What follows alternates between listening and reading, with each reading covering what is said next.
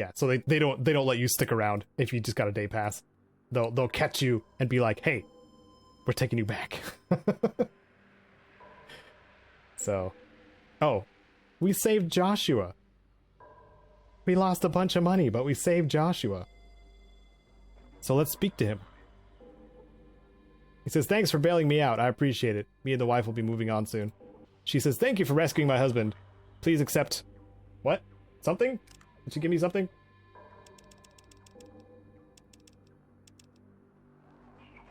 She gave me a tiny bit of money. That's lame. That's so lame. Well, I don't need to have my armor on at all. Well, while we're out here, we can rest a bit longer. So we can meet up with Val. And get something... I hope that this was enough time. Let's rest 2 more hours.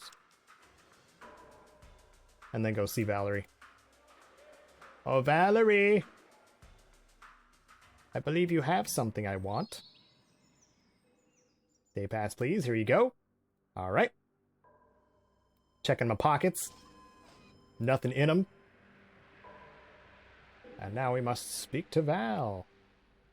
I hope it was a full day. Valerie? Valerie says, you won't believe this. Not less than a day after you gave me those tools, that super toolkit I ordered arrives. But not just one, they send me 5. What the heck is wrong with the ordering office? Well, you think you could part with one of those toolkits? She says, why not? What am I going to do with 5? Take it. I swear that I'm going to beat the living tar out of the list office for this. Thanks. I appreciate it, Val. I'll put this kit to good use. Alright. I like the flavor text for Valerie. You see Val, or Valerie, or whatever.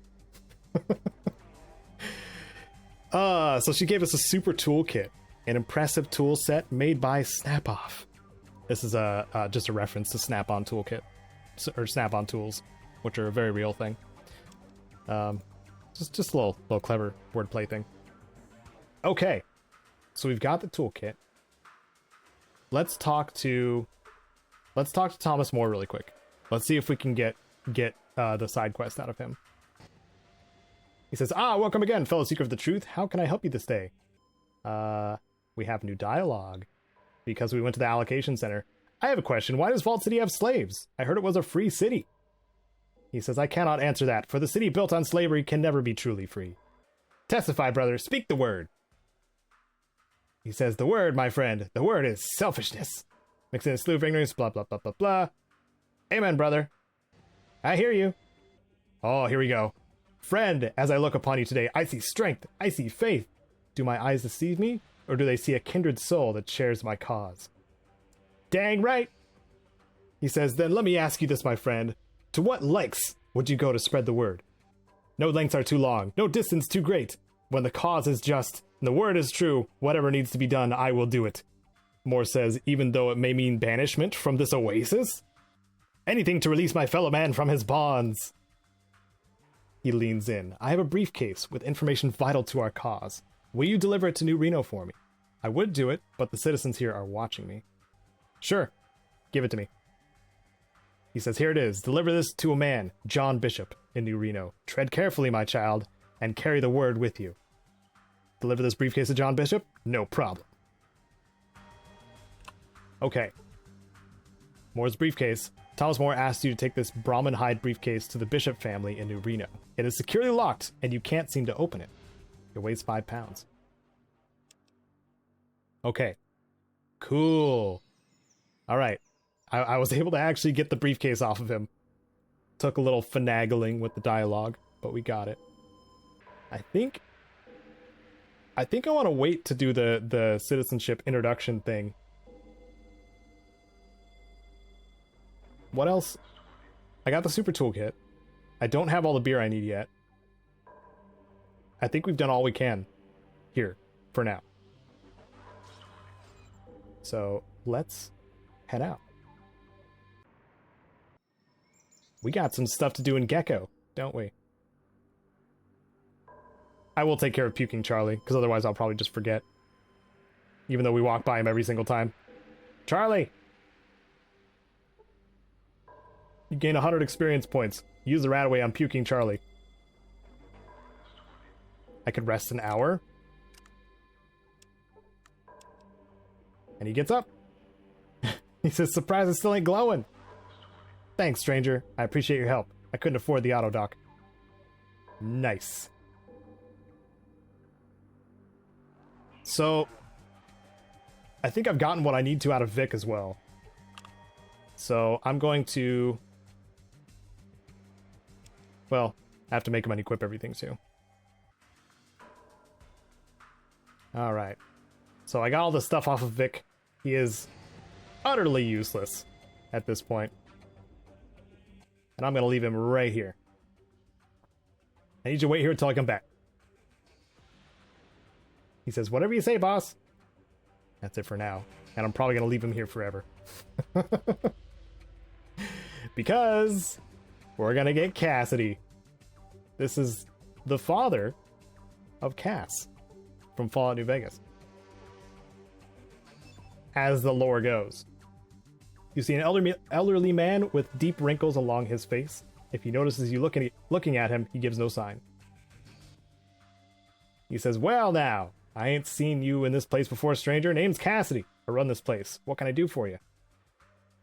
Anything interesting going on around here? He says, interesting? Friend, Vault City ain't an interesting place unless the guards get bored. Then you better take cover. Why you asking? You looking for something in the sinkhole? It can't be that bad here. Cassidy says, oh really? Well, heck then. I must be mistaken, considering you're the authority and all. Guess you must have been napping during the raid last week. Raid? Ah, yeah. A beautiful sight it was. A guard patrol broke in here looking for illegal substances. They busted down the door, busted up my stock, then busted up a few of my customers too.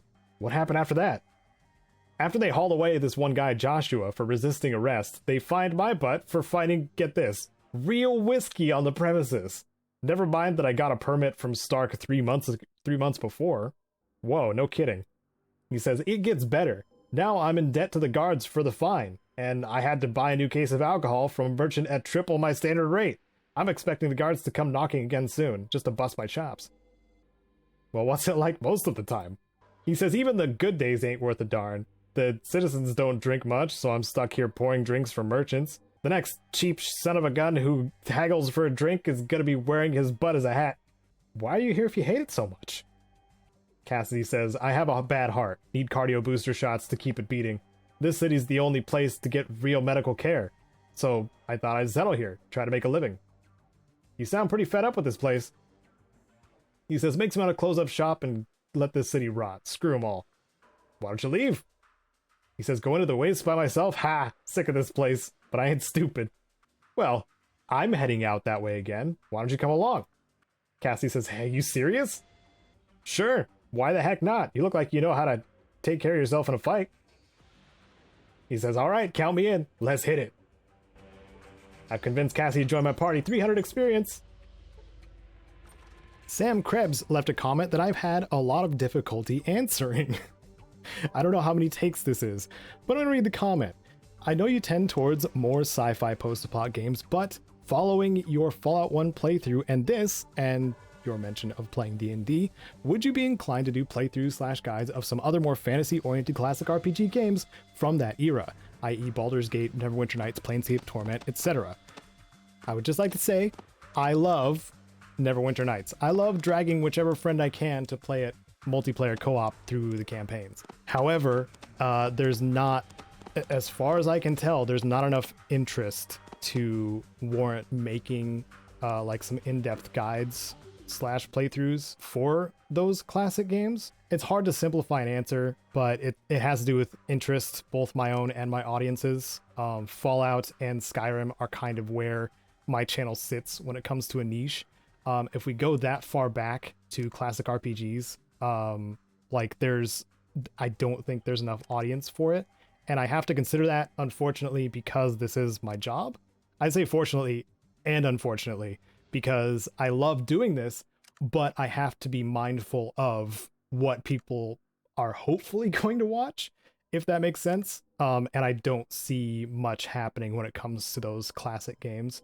Fallout's in a unique, anomalous position where people who play New Vegas and like Obsidian stuff are just like, oh, what else did Interplay do? Oh, the classic Fallout games? Let me give them a try, or look them up, or check out some Fallout lore and how the Vault Dweller and or Chosen One saved the Wasteland. That kind of thing.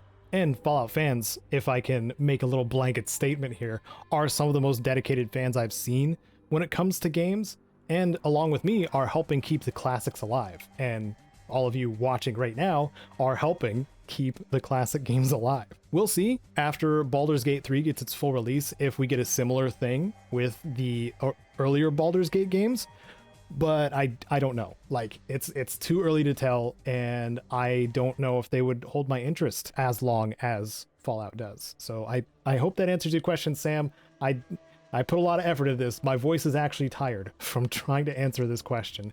So thank you, Sam, for the question. This was a doozy. So this place happens to include probably my favorite NPC of all time. It's funny that one of my least favorite NPCs and one of my most favorite NPCs kind of live next to each other, or a few miles away from each other. First Citizen Lynette obviously being a terrible person, and this individual up here in the manager's office being a wonderful person. So let's speak to him. Guess who it is from the Fallout 1 playthrough. Just guess. If you played Fallout 3, you know who this is. Hello there, SMOOTHSKIN. The name's Harold. I help keep this town running. It's your boy, Harold. Hi, Harold. It's good to see you. SMOOTHSKIN? I'm an ignorant tribal. I've never seen a ghoul before. Why do you call me a SMOOTHSKIN? You cut with the dull edge of the knife, don't you? You don't look like an orange peel left in the sun all day. Your skin's still soft and purty. You just better not be getting any funny ideas about my soft skin. Funny ideas? Oh, you mean like skinning you alive with a rusty, dull old knife and then grafting your still warm, wet, glistening, oh so soft skin over my crusty, rotten gook. So I could like offend him right off the bat, or be like, that's exactly what I meant. Good call. Well, you don't have anything to worry about. Can't find my knife. Yeah. He's making jokes. Is that a tree growing out of your head? Jealous? His name's Herbert. I talk to him when I get lonely. Just kidding. His name's Bob. Yeah, well, right. Maybe you or Bob will know the answer to this. What you need, youngster? You must know if there's something called a Garden of Eden creation kit here. Garden of Eden creation kit? A gick, right? I seem to remember vaults had those. Don't know where you'd find one today. All right, let me ask something else. What you need, youngster? Is there someplace I can barter or resupply here? Well, you might try talking to Woo's over in the Harp. You can't miss it. It's just across the way. How about something else? What you need, youngster? What do you do here? Whatever it takes to keep this place together. Better job on it than me. This place is coming apart? Well, sorta. Our atomic reactors are mighty sensitive. The people I got running it mean well, but, well, they are not the sharpest tools in the shed, if you know what I mean. What do you mean? Need a little time on the whetstone yourself, huh?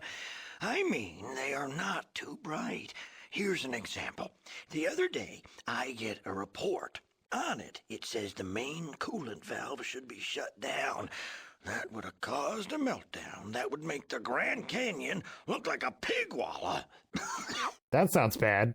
Oh, yeah, that would be bad. Now, I got things fixed up in time, but we came close to the end there. Whew. They need someone to watch out for them. Good thing you're here to help them. Who'd have thought I'd be making things right? Although, if we don't get a hydroelectric magnetosphere regulator pretty damn quick, there is gonna be trouble. What the heck is a whatever later? Well, technically, it's a thingy. Okay, what does it do? Without a functional hydroelectric magnetosphere regulator, we are leaking radioactive coolant into the groundwater. Now that means anyone using that water is not going to need a nightlight to take a midnight piss. Also, we need more fuel because our power plant is not burning it very efficiently. Sounds bad. Where would you get a Hydra Magneta something or other? Well, I'm certain those ornery bastards in Vault City have one. Not that they'd share. Hell, even if we had one of those thingies, I'm not so certain Festus could install the dang thing. Vault City wouldn't give you the part, even if it means that the groundwater wouldn't be polluted anymore? Well, they'd only help us if they thought it was in their own best interest to do so. Not much chance of that happening. You may be right. If someone could convince them that they should help you... They shoot ghouls on sight. Makes conversation a bit tricky. I wonder if someone else could tell them. We need a hydroelectric magnetosphere regulator, and it needs to be installed soon, or we have got some real problems. What happens if you don't get the part? If we don't get it, you can bet those boneheads from Vault City will shut down our power plant permanently. And what do you do then? Take dirt naps. Vault City doesn't play nice. They'll just come up here and kill all of us if we don't get that part. Well, at least I'll have a tree for a monument. All right, goodbye, Harold. Okay, so that's your buddy Harold. That's our buddy Harold. Nice to see him again. I think he introduces himself as a ghoul, but we kind of know through like the first game as well as like following games that he's actually a mutant. But he's in a town of ghouls because he looks very much like one. But in fact, he is a ghoul or a mutant. Man, I'm confusing it now. Harold is a mutant, not a ghoul. Oh my goodness. Because he fell into the FEV with Richard Gray, and Richard Gray turned into the Master. There's a little history lesson, I guess. He and Richard Gray were friends. Requisition request form. So these I'm supposed to take to someone. I'm gonna ask Harold about it if I can first. Harold doesn't have anything to say about those, but we'll talk to this especially short, older ghoul. Does it say Harold? A particularly leathery-looking ghoul. Yeah. It even when you get mad about Bethesda's continuity with the Fallout franchise, Harold goes from being mistaken as a ghoul in Fallout 2 to back to being a mutant in Fallout 3 and Fallout 1. So, yeah. It happens all the time. That's what I'm saying. Anyway, Lenny, Harold's assistant. He says, "Hello there, my name's Lenny. How can I help you?" "What do you do here?" He says, well, I help Harold mostly. When people get hurt, I help them out. He's got a bit of a stutter, but that's okay. Help Harold do what? He says, I help Harold administer the town. There's always more paperwork to do. You said you can heal people, Lenny. He says, well, before the war, I was a doctor. Before the war? But that must have been almost 160 years ago. He said, that's true, but the radiation seems to have given us ghouls a longer lifespan. Of course, it took almost everything else away. Took things away. He says, well, yes. We look like friggin' freaks. We don't have any skin, for Christ's sakes. Well, I guess you could have seen better days. He says, you could say that. I'd trade all those years to be a normal person again. Well, not much hope of that, I suppose. He says, if those fools in Vault City would share their medical technology, I'm sure we could cleanse the excess radiation and heal ourselves. They won't help you? You've been to Vault City. Then you to tell me what you think the chances of getting help from those bigots is. Might as well a paper dog chase an asbestos cat through hell. What an analogy. I'm sorry to hear that, but I think you're right. Let me ask you about something else. Special thanks to Wasteland Legends Sven and the rest of my patrons on screen now. You can catch future episodes of this playthrough on Wednesdays and Fridays, noon and 10 a.m. Pacific. I'm Caedo Genesis. May you wander the wasteland like you own it.